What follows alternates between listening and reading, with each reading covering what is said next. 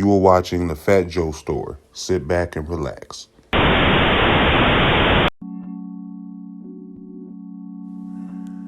Since the early 90s, Fat Joe's been relevant in the hip-hop world. Before the notorious B.I.G., Nas, and Jay-Z all came into the scene, Fat Joe was already in the game making a name for himself. He came into the rap game as a member of the legendary crew DITC, also known as Digging in the Crates crew. Since then, Fat Joe has released 10 solo albums and 5 collaboration albums, altogether selling over 8 million records, including his singles. Not only did Fat Joe represent for the Bronx and all the big men in the world, he represented for Latinos all around the country. He is now one of the biggest Latino rappers ever. Fat Joe even introduced one of the greatest rappers of all time to the world. The late Big Pun was the first Latino solo rapper to ever go platinum. Before his untimely death, Big Pun sold over 2 million records in only 2 years.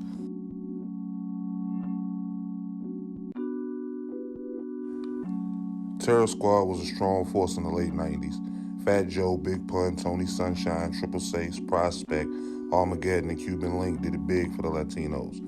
Not only was Terror Squad making noise in the rap industry, they made noise in the streets as well. Since the mid-80s, Terror Squad has been a fierce street crew who allegedly robbed and hurt a whole lot of people. Fat Joe had one of the longest careers in hip-hop history. For decades, he has been blessing the world with classic hits. We all knew his music, but we didn't know his story.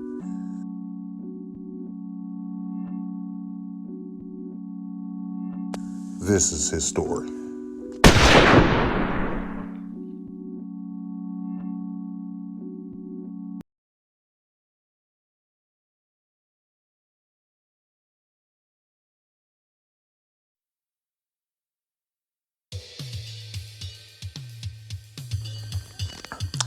Joseph Antonio Cartagena, born on August 19, 1970, in the South Bronx, New York. His mother, Marie, is Puerto Rican, and his father, Ernesto, is Cuban. Marie met Ernesto when her first husband was incarcerated. She was married to a guy by the name of Angel. The two had 3 children together, 2 boys and a girl, Angel Jr., Ramon, and Lisa. Ernesto had 9 kids himself back in Cuba. He moved to America for a better life. Ernesto was a hard-working man. Not only was he a baker and carpenter, Ernesto sold ices and food in the summertime. Him and Marie moved into a 3-bedroom apartment in Feuds houses. Feuds houses are a housing project located in South Bronx. It consists of 15 buildings with a total of 1,350 apartment units. The projects were filled with 85% black families and 15% Latino families. Ernesto and the family lived in building 1000 Trinity Ave on the 5th floor. Just 2 months after Joseph was born, Marie's husband Angel was released from jail and wanted his family back. After finding out that Marie had another child when he was away, Angel was enraged. Not only did he come looking for Marie's new boyfriend, he also came looking for a 2-month-old Joseph. Angel threatened to kill Joseph. Marie was in fear for her baby. She quickly took Joseph over to one of the neighbors to keep him safe. When Angel Sr. came in the apartment building looking for Joseph, a group of men who lived in the building jumped on Angel and beat him down pretty badly for trying to kill a baby. Due to Angel Sr. having 3 kids with Marie, he continued to come around. Joseph never liked his sibling's father. He felt uncomfortable every time Angel Sr. came around.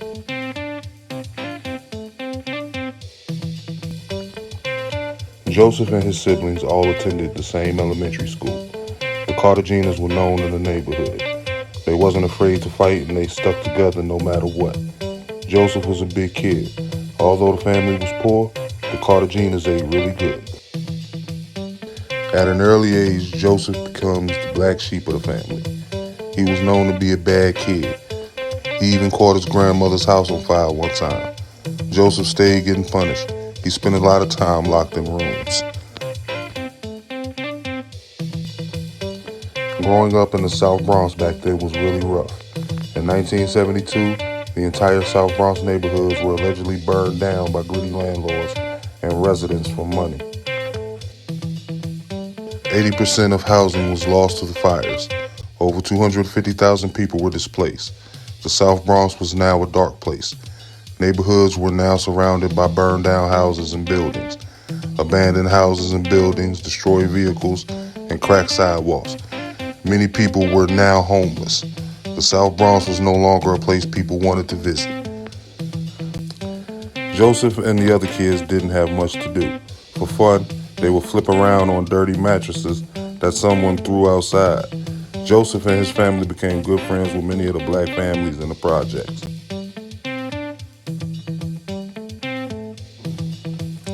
When Joseph was 10 years old, he was beaten down by a grown man from the neighborhood.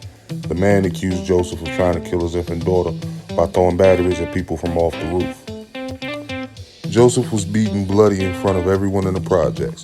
He even had a concussion. That wouldn't be the last time Joseph was jumped on. Angel Jr. introduced Joseph to hip-hop in the early 80s.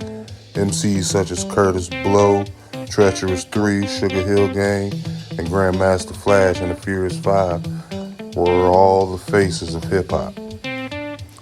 One day, while visiting their grandparents, Angel Jr. and Joseph seen Scorpio from the Furious 5 hanging out in the neighborhood. It was their first time seeing a rapper in person. This inspired both Angel and Joseph to rap. In the 6th grade, Joseph got the nickname Joey Crackk because his pants would always come down and show the crack of his behind. Students would often tease him about it. Although Joseph was teased at school, he was still a class clown. He enjoyed making people laugh.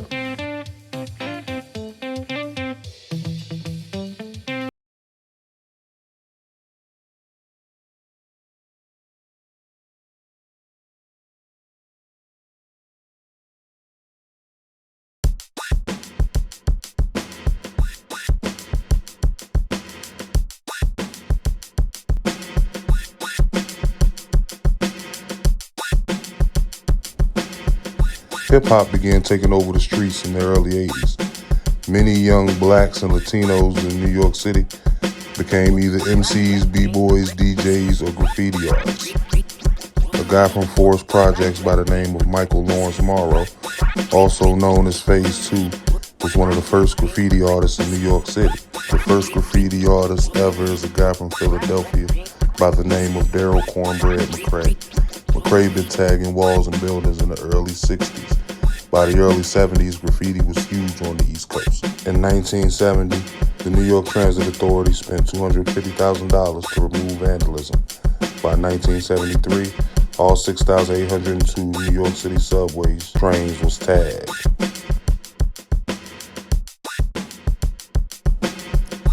Phase 2 took graffiti to another level. He's credited with originating the bubble letter style of aerosol writing, also known as softies. At the age of 12, Joey joined a graffiti crew by the name of Terror Squad. Terror Squad was started by two older guys in the neighborhood. Gizmo and Cosmo started Terror Squad in the early 80s. The crew quickly became popular in the neighborhood. Gizmo taught Joey how to graph. Joey was now going by the name of Joey Crackk TS. He took tagging very seriously. Sometimes Joey would even sneak out of the house at 5 a.m. to tag buildings and trains with Gizmo. When the crew needed spray paint, they would steal cans from the store. Joey was kicked out of several middle schools for tagging walls. He then attended Junior High 148. Junior High 148 was located on the other side of town. The school was 99.9% black. Joey didn't know anyone there. It wouldn't be long before he started getting bullied by the other kids.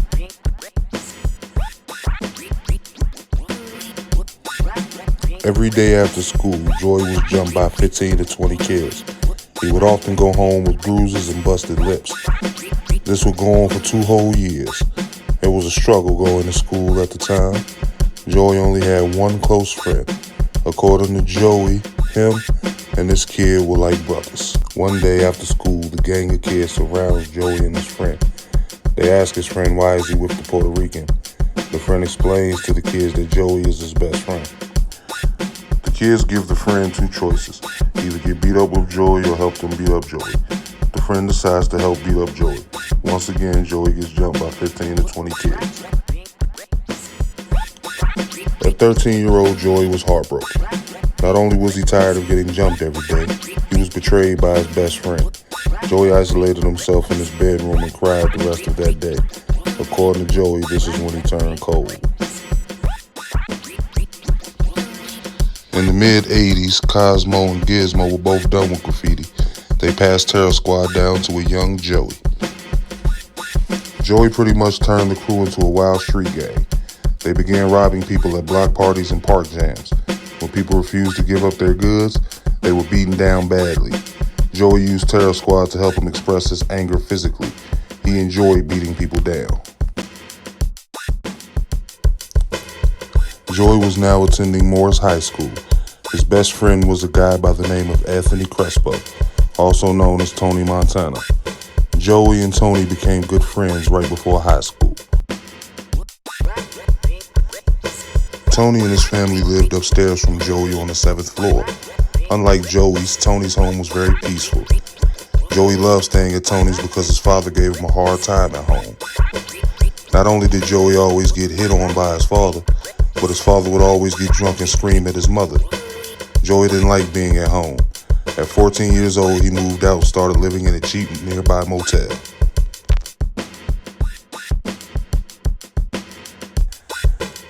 Joey and Tony were like brothers. Tony even took a bullet for Joey one time. The two were inseparable. Before dealing drugs, Joey and Tony Montana were robbing people at school. They took money, jewelry, coats, and even sneakers from students. They even had the seniors afraid to wear nice things to school. Around this time, they meet an older guy by the name of Charlie. Charlie introduced Joey and Tony to the dope game. He would often bring the two over to his neighborhood on Brooks Avenue.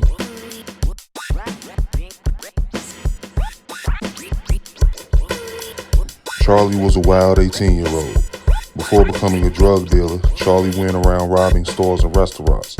His family were known to be killers. When crack hit the streets in the mid-'80s, dealers became even more territorial. Selling on other crews' turf could cost you your life. In the summer of '85, most of Terror Squad members went away for a summer job. Joey and Tony began dealing crack cocaine in Feuds projects. The only problem was there was already a young crew dealing crack in the projects. The young crew worked for some older hustler. They warned Joey and Tony to stop selling to their customers, but Joey felt he had the right to make money in his projects. Besides, they all known each other since they were kids. It wouldn't be long before violence began taking place.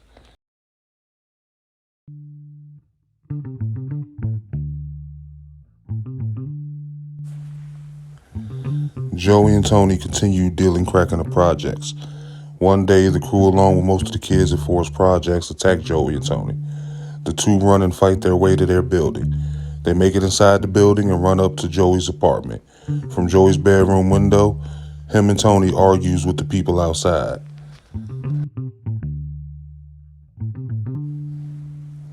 Joey picks up the telephone and begins calling family members to come and help. His family members didn't answer. That's when he decided to call his big homie Charlie.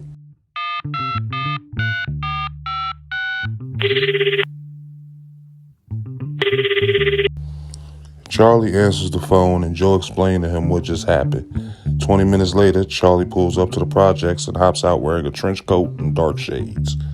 When Joey and Tony seen Charlie walking towards the building, they both run outside with baseball bats and stood next to Charlie. Charlie pulls a shotgun from out of his trench coat and cocked it. He points the shotgun at the crew leader and asks for a sip of his beer. The crew leader hands Charlie a half-full 40-ounce beer. Charlie takes a sip of the beer and breaks the bottle over the leader's head. The other kids break and run. Joey and Tony went after the kids, beating them with the baseball bats.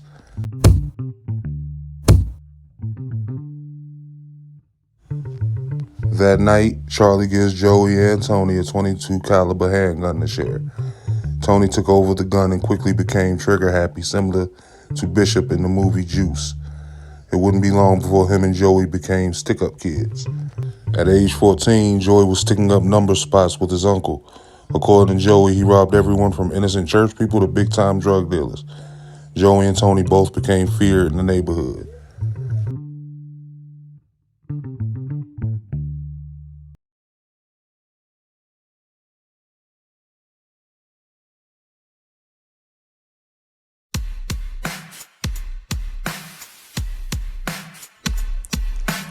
"1986 was a huge year for South Bronx. A new MC was on the rise. KRS-One and Boogie Down Productions put South Bronx on the map when they released a song by the name of South Bronx. Before BDP came into the rap scene, the Bronx wasn't getting the proper respect. Although hip-hop started in the Bronx, MCs from other boroughs such as Brooklyn, Manhattan, and Queens were running the rap game. At the time, Grandmaster Flash, the Furious Five, and Africa Bambaataa and Soul Sonic Force were basically the voices and faces of the Bronx. But in 1986, that all changed when BDP came out with South Bronx. In the song, KRS-One throws shots at Queensbridge rapper MC Shan. MC Shan had just released a hit song by the name of The Bridge. The song rubbed KRS-One and many other Bronx MCs the wrong way.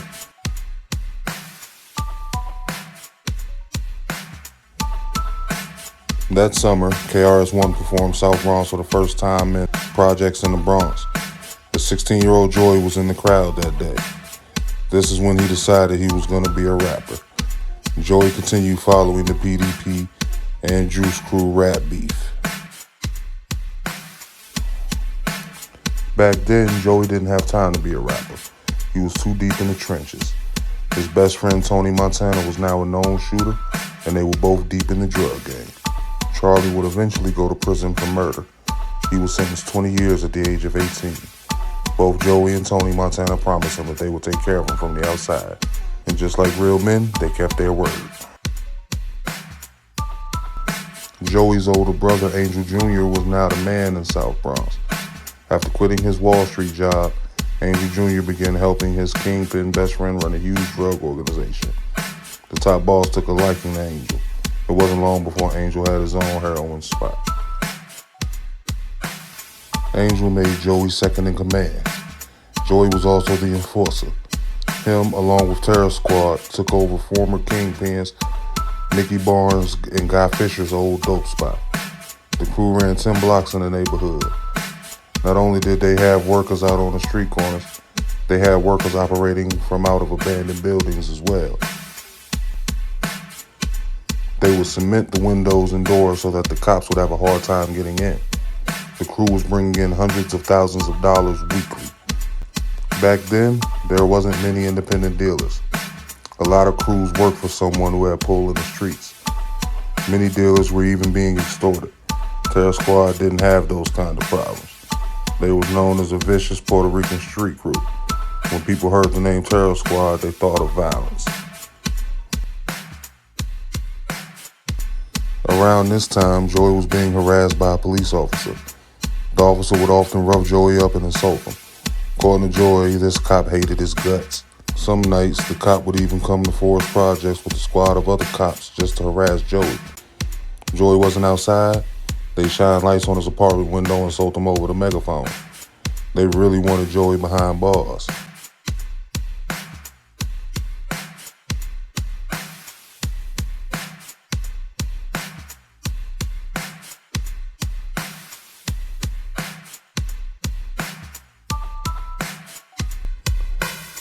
Tony Montana was doing his own thing at this time. Him and Joey were still close, but they no longer hanging out together every day. Just like Joey, Tony ran a vicious crew who sold drugs. Money was pouring in for both crews. By 1988, Angel was a millionaire. He owned a lot of jewelry and had over 40 vehicles at one time. On Thanksgiving that year, Angel had to make a major decision.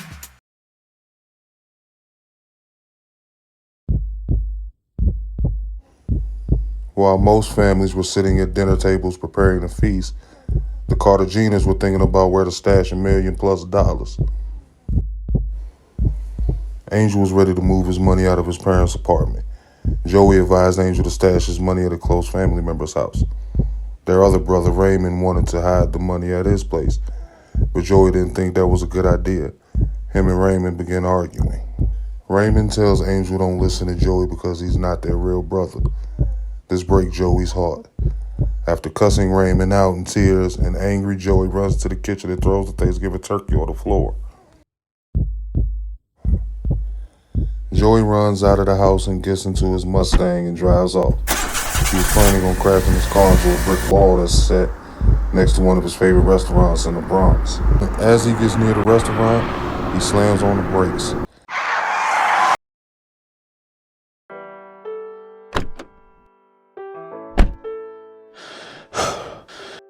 Joey decides to just go in the restaurant and have a New York strip steak with sauteed onions. According to Joey, that was the best steak he ever had in his life. For years, Joey thought about that steak. To this day, he still remembers tasting the sauteed onions. That steak made Joey realize he wanted to live. From that day on, Fat Joe valued his life.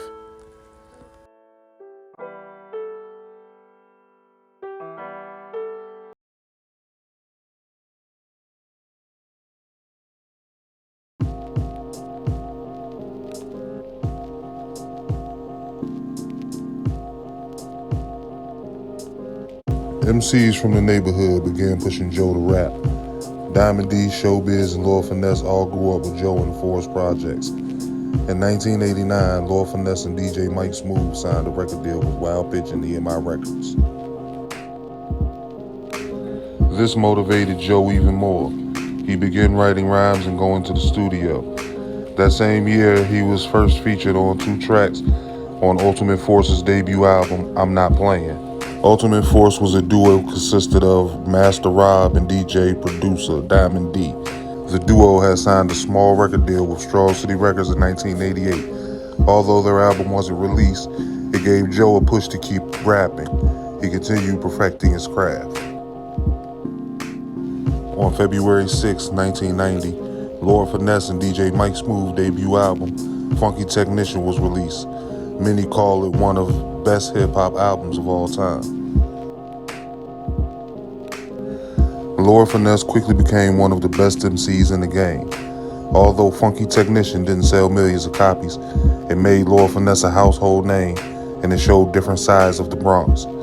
Like I said earlier, most of the Bronx MCs at the time were serious conscious rappers. Lord Finesse made fun party songs.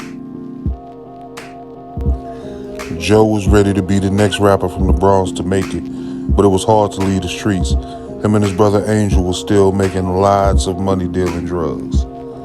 Terror Squad was still feared throughout the city. Didn't no other crew ever test them. But that summer, Joe found out that even the softest person could pull a trigger.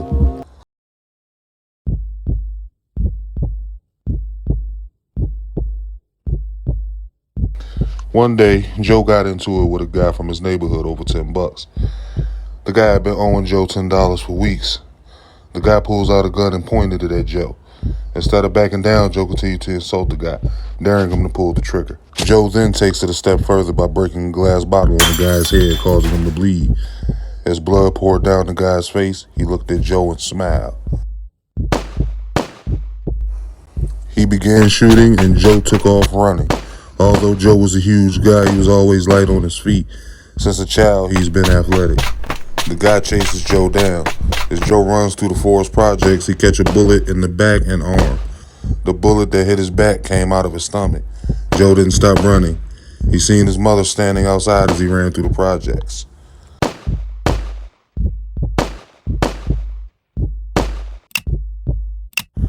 Luckily, the guy ran out of ammo. Joe makes it to his car and grabs 2 handguns from under the seat. Joe was losing a lot of blood. His uncle came from nowhere and drove him to the hospital.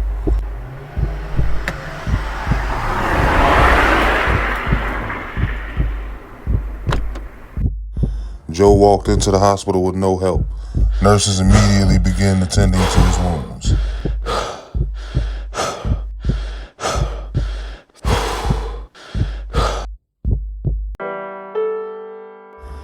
Tony Montana rushed in the hospital to see his best friend laying on a stretcher bleeding heavily. Tony started crying and hitting walls. A rumor quickly began going around that Joe didn't make it. The guy who shot him was jumped by people in Feuds projects when he had ran out of bullets. People were mad because the guy was shooting while children were outside playing. The guy was beaten down pretty badly. When the cops arrived, he was laid out on the ground bleeding. Witnesses tell the police what just occurred. The police recovered the handgun that was used to shoot at Joe and arrested the guy. Before taking the guy to jail, they took him to the hospital, not only to get his wounds treated, but for Joe to identify him also. The cops brings the guy in Joe's hospital room and asked him, was this the person who shot him? Joe quickly tells the cops no. The guy knew that he was already identified by a lot of people at Feuds projects, so he decided to just confess.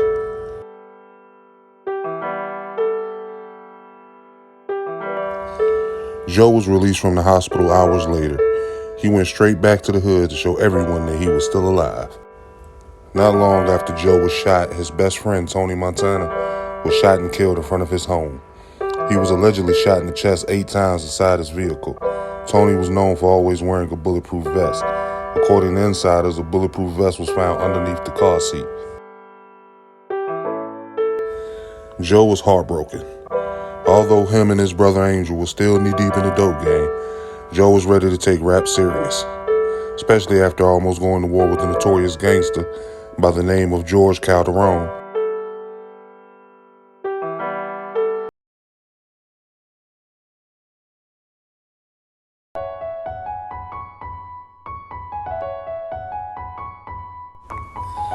George Calderon was the leader of a notorious drug gang by the name of CNC Organization. George Calderon and his cousin Angel Padilla grossed more than $100,000 a week through an intricate extortion program. CNC were allegedly a vicious gang who murdered and tortured anyone who got in their way. The gang was feared throughout the South Bronx. In the beginning of '91, Angel's best friend's car was stolen by one of Calderon's men. Angel was upset when he found out what had happened. He asked Joe to get his friend's vehicle back from George Calderon and his men. Joe, along with Angel and over 100 guys from the projects, all walked to Calderon's spot. When Calderon and his men come outside, Joe tries to attack Calderon, but Angel jumped in front of him and stopped him. Joe demanded Calderon to give him the car. Calderon remains calm and agrees to give back the car. Even after leaving with the car, Joe wanted to kill Calderon and his men. He believed that they would come back and retaliate after being disrespected. Months later, Calderon was shot and killed. The CNC organization fell apart shortly after. 17 of their members were later indicted on murder and racketeering charges. The prosecutors had evidence that the gang murdered 14 people, including professional boxer Juan Cruz. They were all sentenced to life in prison. Diamond D warns Joe to leave the dope game. He told Joe that he'd end up dead soon. Diamond D even offers to pay for Joe's studio time. In 1992, Lord Finesse formed a hip-hop collective by the name of the Diggin' in the Crates crew, commonly known as DITC. Consisted of Lord Finesse, Buck Wild, OC, Showbiz and AG, Big L, Diamond D, and Fat Joe. At the time, he went by Fat Joe the Gangster. Around this time, Joe and his girlfriend at the time moved into an apartment on 10th Avenue. His girlfriend already had 2 kids of her own. Joe decorated the apartment with black leather furniture and big screen televisions. It wouldn't be long before he'd have his first child, Joey.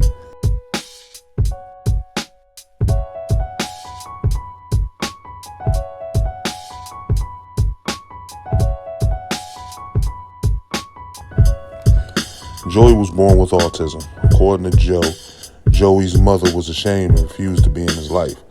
This was in the beginning of Joe's rap career. Fortunately, Joe had a good support system. His parents took custody of Joey so that Joe could chase his rap dreams. That same year, Joe performs at the Apollo on amateur night and wins several weeks straight. This landed him a job with Ralph McDaniels as a host on Video Music Box.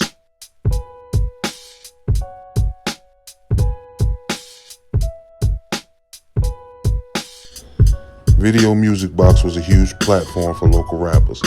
Artists such as Jay-Z, Nas, and even R&B singer Mary J. Blige were all on Video Music Box before becoming stars.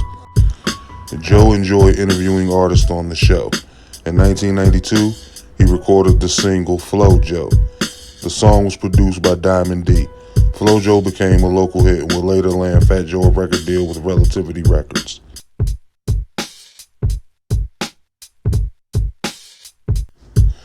Joe signed a 2-album deal with Relativity and got a $50,000 advance.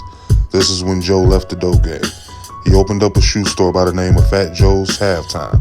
Some say that Joe dodged the bullet because right after he signed his deal, his brother Angel and most of the members in his crew were all indicted by the feds. Everyone but Angel was arrested. Angel happened to be out of town on a vacation when the feds came. He would soon find out that he's a wanted man. His vacation became his new home. Around this time, Joe meets his future wife Lorena in Miami while promoting his single Flow Joe. The two begin dating and would eventually fall in love. Fat Joe's debut album, Represent, was released on July 27, 1993, and peaked number 46 on the U.S. top R&B hip-hop albums. He was now in the game.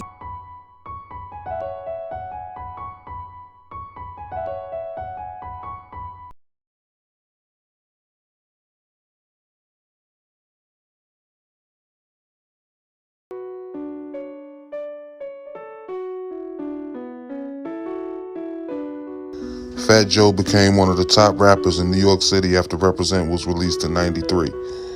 In 1994, hardcore hip-hop was fading away and mafiosi rap was taking over the East Coast sound.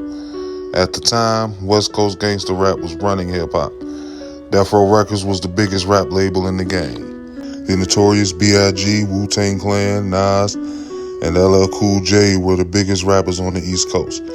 LL Cool J even adopted the West Coast gangster rap sound on his 5th studio album, 14 Shots to the Dome.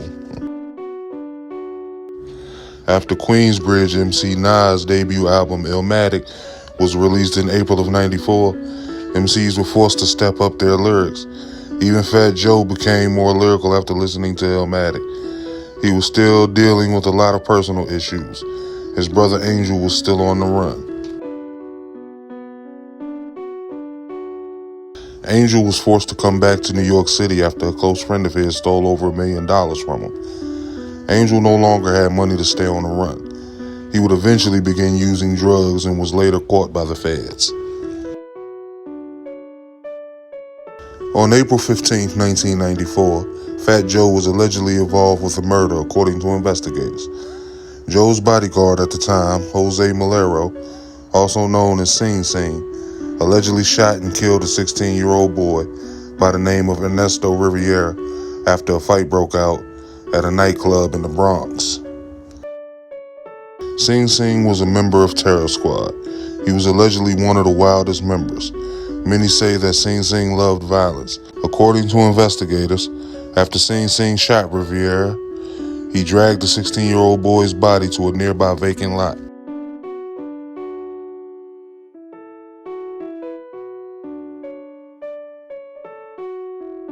In November of '94, Joe began recording his second album, Jealous One's Envy. He came up with the name because a lot of people began treating him different after he signed his record deal. While working on the album, meets 23-year-old Christopher Rios, also known as Big Pun, at a bodega in the Bronx. As Joe goes in the store to buy a Diet Pepsi, he sees Big Pun and a few of his friends rapping. After hearing Pun rapping, Joe's life changed in seconds. He knew that Pun was something special. Joe takes Pun for a ride, leaving his friends behind. Pun instantly opens up to Joe. He told Joe about a lot of his early life and family. The two instantly became close friends.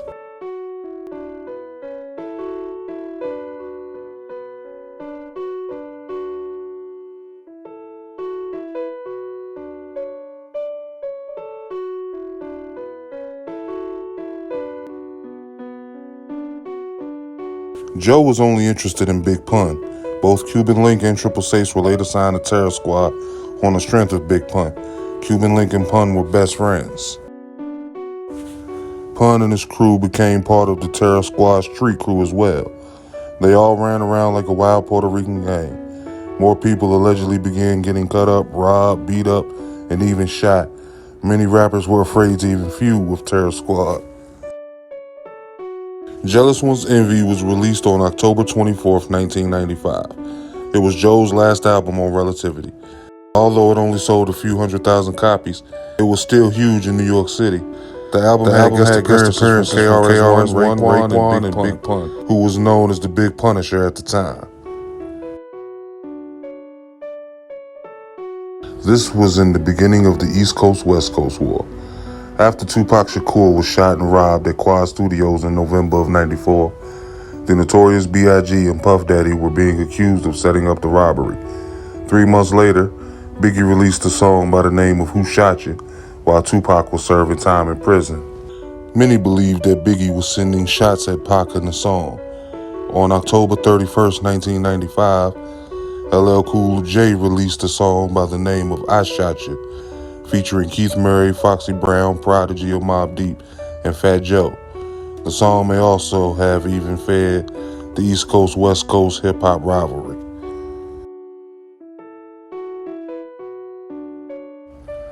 "1995 was a good year for Joe. Not only did him and Lorena get married that year, but Lorena gave birth to his second child, Don Cartagena. In 1996, during the East Coast-West Coast War, Biggie and Fat Joe recorded an album together attacking Tupac and other West Coast rappers. But after Tupac was murdered in September of that year, the album was put to the side. According to Fat Joe, that album would never be heard. After the death of the Notorious B.I.G. in March of '97, Fat Joe signed a label deal with Mystic Entertainment Group, Atlantic Records, and Big Beat Records. Terror Squad Productions was now in full effect. In addition to himself, Fat Joe also signed Tony Sunshine, the rap group Terror Squad, and its members Armageddon, Prospect, Triple Six, Cuban Link, and Big Pun. They immediately began recording Big Pun's debut album, Capital Punishment. Big Pun was originally a horrorcore MC. Fat Joe tells Pun to record a few party songs on the album. After dropping Twins, Deep Cover 98, featuring Fat Joe and being featured on the Beat Nuts classic single Off the Books, along with Cuban Link, Pun was ready to take Terror Squad to the next level. Capital Punishment was released on April 28, 1998, and peaked at number 5 on the Billboard 200 charts, and number 1 on the top R&B albums chart. The album sold over 1 million copies, and it was also the first solo Latin hip-hop album to go platinum. 5 months after Capital Punishment was released, Fat Joe's Don Cartagena album was released in September of that year. It debuted at number 7 on the U.S. Billboard 200 chart and was later gold. The Bronx was now once again relevant in the rap world. Big Pun moved into a house in the Bronx. Around the corner from his house, he meets an 18-year-old Remy Ma. Remy Ma grew up in Castle Hill projects. After hearing Remy Ma rap, Pun planned to sign her to his record label. Remy Ma quickly became close to Big Pun and Terror Squad. She became their little sister. Joe wanted Remy to be the first female signed to Terror Squad, but at the time, she was Pun's artist. After the release of his second album, Pun was planning to start his own record label. Both Fat Joe and Big Pun had a chip on their shoulder. They were two of the heaviest rappers in the game. Plus-size rappers wasn't taken seriously until the Notorious B.I.G. came into the scene. Biggie became one of the biggest rappers ever. After his death, Joe and Big Pun wanted to pick up where Big left off. After Capital Punishment was released, Big Pun temporarily became the biggest rapper in New York City. But then Brooklyn MC Jay-Z released In My Lifetime Volume 2, Hard Knocks Life 5 months later and became the face of the East Coast.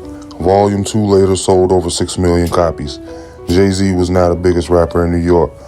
This made many other rappers a little jealous of the Jigga Man. Fat Joe was already mad at Jigga for stealing his beat from off his debut album, Represent. In the song Where I'm From, Jay-Z used Fat Joe's Bad Bad Man beat and made a classic. Jay-Z didn't even give Joe a shout out in the song. What really got under Joe's skin is when Jay-Z named the three greatest MCs. That Biggie, Jay-Z, and Nas line was powerful. That became the most people's top MCs from that point. It wouldn't be long before Terror Squad and Rockefeller began bumping heads. One night, the two camps run into each other at New York City's late 90s hotspot, Club Carbon. Both crews were booked to perform that night.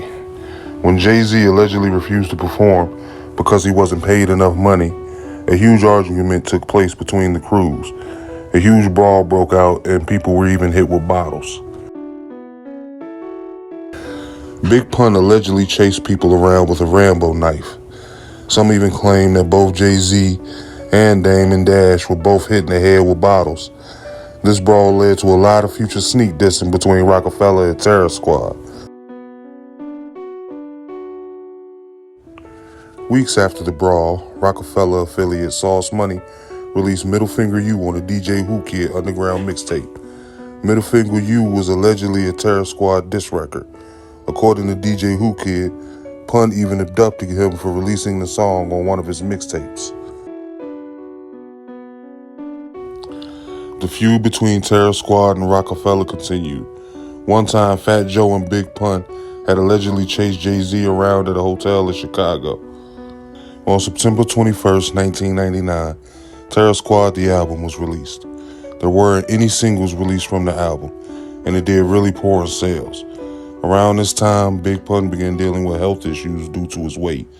Joe got him enrolled in a weight loss program at Duke University. While recording his second album, Pun managed to lose over 80 pounds. But after quitting the program, he regained the weight. Big Pun was now close to 700 pounds. On February 7, 2000, Big Pun suffered a heart attack at the Crown Plaza Hotel and was later pronounced dead at the White Plains Hospital. He was 28 years old. Yeah Baby was released April 4, 2000, 2 months after Big Pun's death. The album was certified gold in July of that year and is now considered a classic. After Pun's death, Terror Squad basically began falling apart.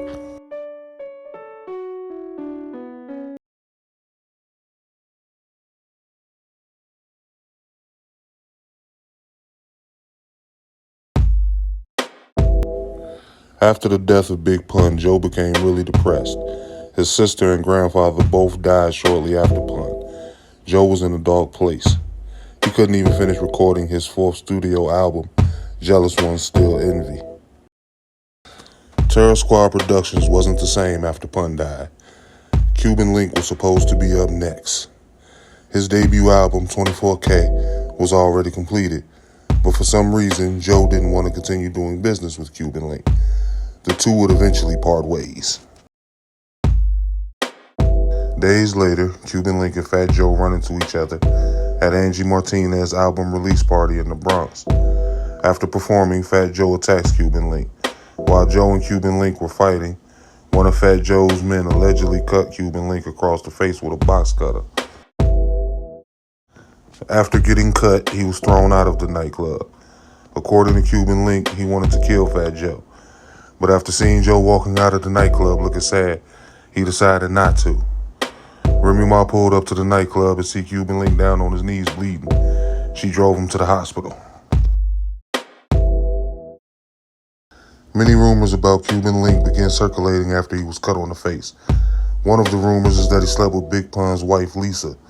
That destroyed Cuban Link's career. Many fans began looking at him as a piece of crap, and then no label wanted to deal with him. In 2001, Fat Joe was ready to end the beef with Jay-Z. Days after squashing the beef, Ether by Nas was released. Ether quickly became one of the biggest diss songs in hip-hop history. Many believe that Jay-Z's rap career was over after Ether was released. Fat Joe immediately sided with Nas and went at Jay-Z and Rockefeller once again. In December of that year, Fat Joe released his fourth studio album, Jealous Ones Still Envy. Jealous Ones Still Envy became Fat Joe's most successful album. The album's lead single, What's Love, featuring Ashanti, became a smash hit. It peaked at number 3 on U.S. Hot R&B Hip Hop Billboard. The single was also huge internationally, reaching the top 5 in Australia, Switzerland, New Zealand, and the United Kingdom. What's Love went platinum and gold in different countries. Jealous One Still Envy sold over 1 million copies. It was Fat Joe's first and only platinum album. He was now a huge rap star. On November 12, 2002, Fat Joe released his 5th studio album, Loyalty. The album was nowhere as big as his previous album. In that same month, Jay-Z released his 7th studio album, The Blueprint 2, The Gift and the Curse. The Blueprint 2 outsold Fat Joe's Loyalty album in its first week, selling over 500,000 copies. It was later certified 3 times multi-platinum by the RIAA. It is obvious that Fat Joe lost the battle against Jay-Z. Many believe that the Terror Squad and Rockefeller beef was over, but in the summer of 2003, Jay-Z and Fat Joe were both set to host a huge basketball game at the famous Rucker Park in New York City. Fat Joe had been hosting the games and coaching at the Rucker for years. His Terror Squad basketball team had already won 5 championships prior to this one. The Terror Squad team had players such as Allen Iverson, Yao Ming, Stephon Marbury, Jermaine O'Neal, and several other great and famous ballers. The S. Carter team had Sebastian Telfair, Lamar Odom, Jamal Crawford, Shaquille O'Neal, and at the time the NBA draft's number 1 overall pick, LeBron James. This was about to be the biggest game in Rucker Park history. It became even bigger when the NBA's 3rd overall pick, Carmelo Anthony, contacted Fat Joe to join the Terror Squad team. The game was well promoted and lots of bets were placed. Unfortunately, on the day of the game, a massive blackout took place in the city. The game was eventually canceled. The blackout lasted for 2 whole days. The game was rescheduled for that following Monday, but Jay-Z had better things to do. He allegedly went on vacation with Beyonce. The S. Carter team ended up forfeiting that game. That whole day, Fat Joe was storming around the park, screaming and cussing. He began taking his anger out on the players. Fat Joe missed out on a lot of money feuding with Jay-Z. Shoe companies such as Reebok and Jordan no longer wanted to do business with Joe because he kept dissing superstar Jay-Z. At this time, not only was Jay-Z still the biggest rapper in the game, he now had big-time connections. In 2004, Fat Joe and Terror Squad became relevant once again when they released their hit single, Lean Back, from the Terror Squad True Story album. Lean Back was produced by Scott Storch with vocal performances from Fat Joe and Remy Ma. The single topped the U.S. Billboard Hot 100 for 3 weeks and was later certified gold in 3 countries. The song had the world leaning and throwing back the right shoulder to the beat of the song. It was originally a Fat Joe solo track, but one day when Joe wasn't at the studio, Remy Ma talked the engineer into deleting Joe's second verse and replacing it with a verse from her. Joe was mad when he found out what Remy had did, but after hearing the song, he realized that Remy's verse made the track even better. Fat Joe and Terror Squad was back on top once again. Around this time, Murder Inc. and G-Unit Records were going at it. Ja Rule and Murder Inc. was clearly losing the rap battle. Fat Joe stepped in and sided with Murder Inc.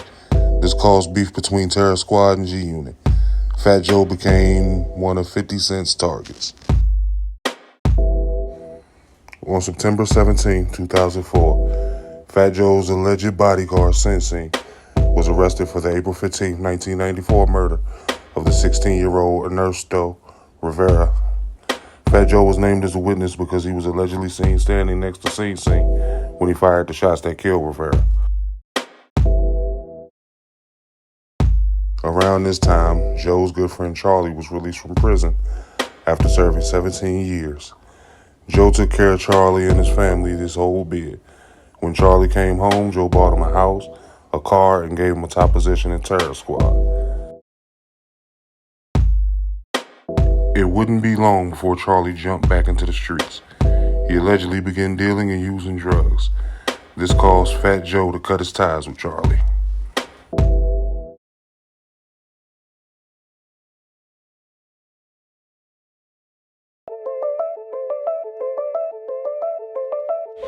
On June 14, 2005, Fat Joe released his sixth studio album, All or Nothing. The album peaked at number 6 on the U.S. Billboard 200 and sold over 100,000 copies in its first week. Many believe that Remy Ma's debut album should have been released instead of Joe's. Lean Back made Remy a star instantly. She had already built a fan base when she appeared on Pun's 2000 album, Yeah Baby.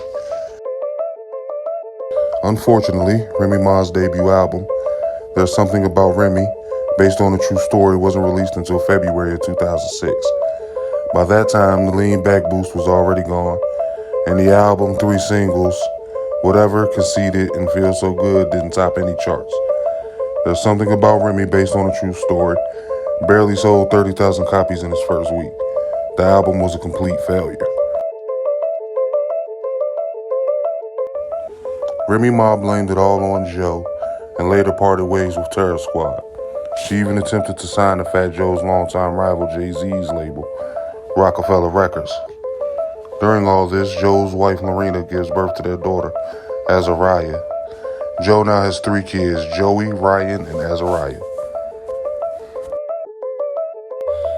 On November 14, 2006, Fat Joe released his 7th studio album, Me, Myself, and I. It debuted at number 14 on the U.S. Billboard 200 chart and over 60,000 copies in its first week sold.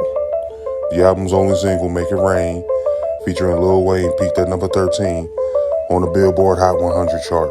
The single was certified platinum in the United States and in Canada. On Memorial Day 2007 in Miami, Fat Joe was allegedly riding in a black Cadillac Escalade with 2 murder victims, Leslie Paz and Joey Navarro. Paz and Navarro were both shot and killed after a fight broke out outside a popular South Beach restaurant. A guy by the name of Jermaine Chamberlain was later arrested and charged with the murders. Fat Joe was named as a witness by the Miami Beach police. Just 2 months later, Remy Ma allegedly shoots a female outside a pizza bar in Manhattan around 4 a.m. The female had allegedly stolen $3,000 from Remy. That same morning, Remy turns herself into the New York City Police Department for the shooting. She was convicted of assault, illegal weapon possession, and attempted coercion in connection with these charges. Remy was later sentenced to 8 years in prison. Fat Joe continued working. In March of 2008, he released his 8th studio album, The Elephant in the Room. It debuted at number 6 on the U.S. Billboard 200 chart and sold 47,125 copies in its first week. The album received good reviews as well. Many call it one of Fat Joe's best albums. Terror Squad was still beefing with G-Unit at this time. 50 Cent did everything he could to destroy Joe's rap career. The same day Fat Joe's The Elephant in the Room album was released, 50 Cent released a mixtape by the name of Elephant in the Sand Volume 2. To make matters worse, 50 Cent used a picture of a topless Fat Joe and his wife on the beach for the mixtape cover. Fat Joe was now being bullied in the rap world. For over a decade, people watched Terror Squad bully the whole industry. They were always feared and respected. Watching Joe get bullied by 50 Cent was fun to many fans. It was something like seeing a high school bully finally get beat up. Fat Joe's career began going downhill. His next album, JOSE 2, sold less than 20,000 copies worldwide. It became his worst-selling album. The following year, he released his 10th studio album, The Dark Side Volume 1, under E1 Music. It peaked number 27 on the U.S. Billboard, but didn't sell over 1,000 copies.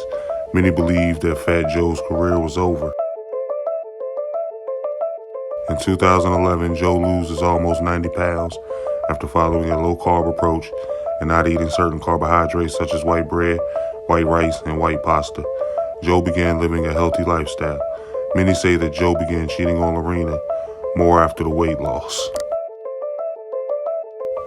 In the beginning of 2012, Lorena was allegedly ready to end her 17-year marriage when rumors began circulating about Fat Joe having an affair with rapper Fabulous baby mother, Emily B.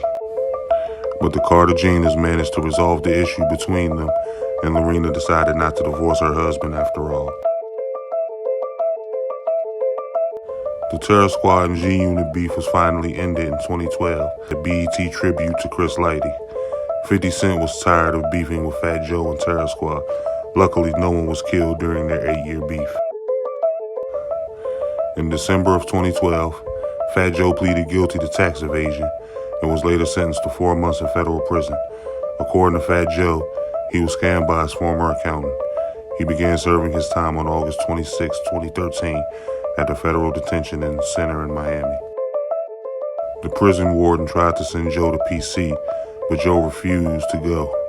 He spent the whole 4 months in general population. Fat Joe even almost got into a few fights while serving time.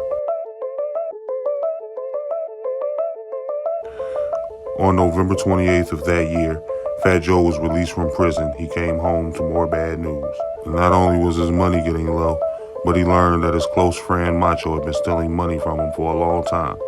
It was a sad day for Fat Joe. For years, Macho's been Joe's right-hand man. A 43-year-old, Fat Joe cried like a baby in his wife's arms. He knew that him and Macho's relationship would no longer be the same. Instead of taking a violent approach, Joe decided to just cut Macho off for good. This didn't only hurt Joe and Macho, it hurt the Terror Squad. Macho was loved by a lot of people. Fat Joe had made many enemies over the years, and his circle was getting smaller and smaller. It was obvious that he wasn't as strong as he once was. Joe was now easy to touch.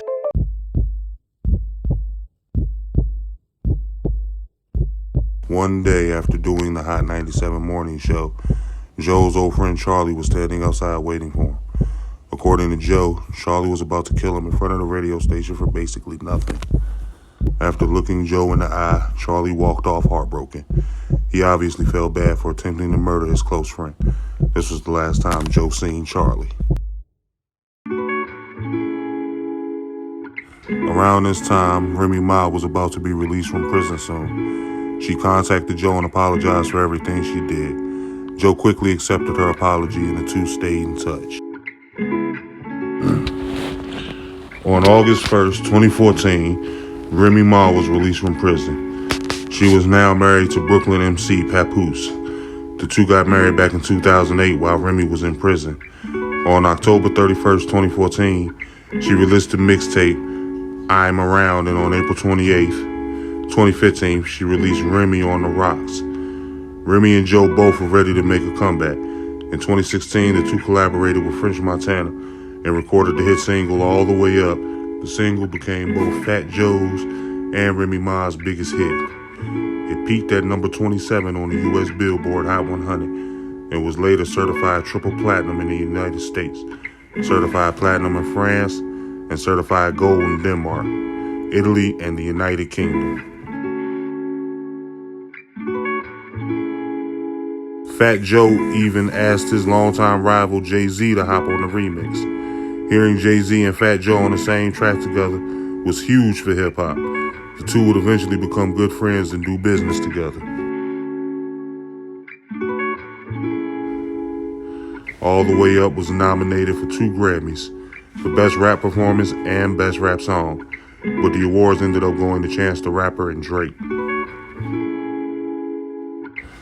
Fat Joe opened a sneaker store by the name of Up NYC in November of 2016. 50 Cent and Nori both attended the unveiling party. Up NYC quickly became a popular store in the city. Since a teen, Joe been a sneakerhead. Even to this day, some people say that Fat Joe has one of the best sneaker collections in the world.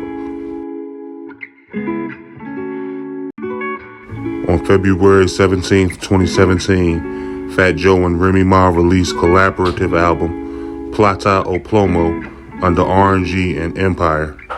The album debuted at number 19 on the top U.S. R&B hip-hop albums chart and number 3 on the U.S. Independent Albums chart.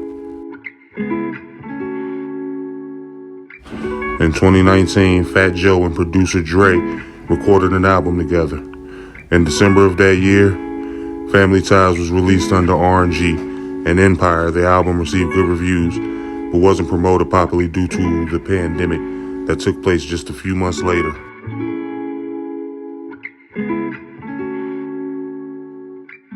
On August 13th, 2021, Fat Joe released What Would Big Do 2021, hosted by DJ Drama and produced entirely by Cool and Dre. The following year, Joe's book titled The Book of Jose, a memoir, was published. The book gives you great insight into the life of Fat Joe. Many hip-hop fans call it a must-read. Joe reopened a lot of old wounds in the book. It caused many of his friends to attack him on the internet. One in particular was Charlie. Joe shouted me out on 20 albums. I suggest you Google the kid and find out who the kid is. Fat Joe shouted me out crazy in his book of whole. This had to be heartbreaking for Fat Joe. Watching a bunch of people he once loved bash him on the internet had to be hard. Not only him, but his family as well.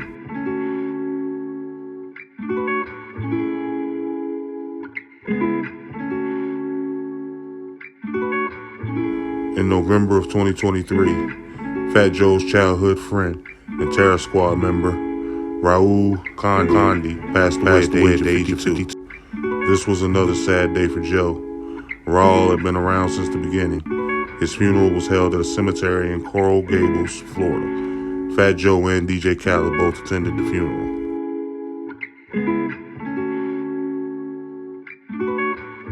Fat Joe now has an estimated net worth of $20 million. The 53-year-old is now living a happy and clean life. He is no longer Fat Joe the gangster. He is now Fat Joe the family man. We watched him grow as a businessman and evolved as a person. Fat Joe went from being feared by many to loved all over the world. The story is proof that anyone could change for the better. Hard work and dedication is really the key to success. No matter how many times Joe failed, he didn't stop working. When you talk about East Coast hip-hop, Fat Joe must be mentioned in the conversation. When you talk about the top rappers from the Bronx, Fat Joe's name must be mentioned. And when you talk about Latino rappers, Fat Joe's name must be mentioned. He is a living legend. Thank you all for watching. I'll see you guys next time. Stay blessed.